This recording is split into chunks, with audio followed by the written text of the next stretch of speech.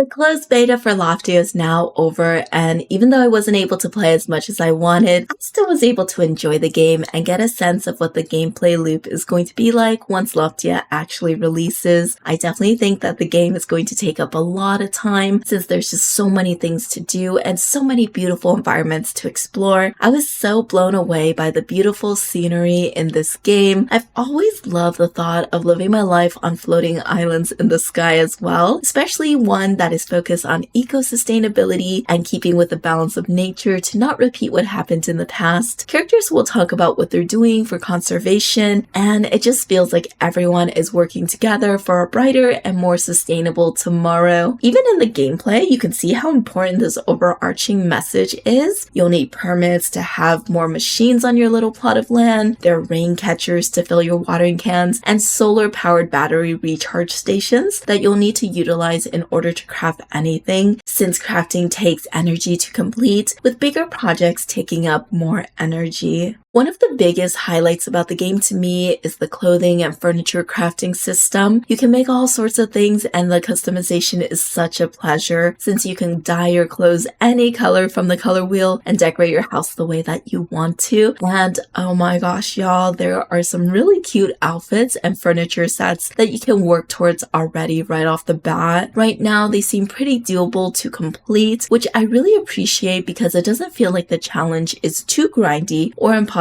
at a lower level so that you can actually look good. There are even competitions that you can enter for fashion and interior decorating based on the week's theme. I think this is going to be so fun when the game releases since it gives you a goal to work towards, and you can also get inspiration from seeing other people's creativity as well. And of course, the longer that you play the game, the more of a collection you're going to amass, so you're going to have more pieces to work with, and that is just so exciting because I love customization so much. Another thing that I'm really excited for are the community goals and activities that encourage Loftians to play the game together. There are global turn-in quests where you can work together to reach a goal by donating items, and this is the least interactive while still making you feel as part of a community. I also like the community garden games where you can work with others to grow and harvest crops in a set amount of time for some prizes. There are also adventure missions that you can go on with up to 3 other Loftians to complete tasks, or do some jump puzzles for rewards as well. These ones are super hard to do alone in my opinion, since some of these need you to pair up with another person to complete, but they're more doable when you have a full party. The rewards for joining these community events are totally worth it. I have been playing the adventure missions non-stop because I want the chance to get enough pieces to craft a specific clothing item. There's even a game to keep a ball up in the air, which I think is super cute and so easy to join when you see someone start it.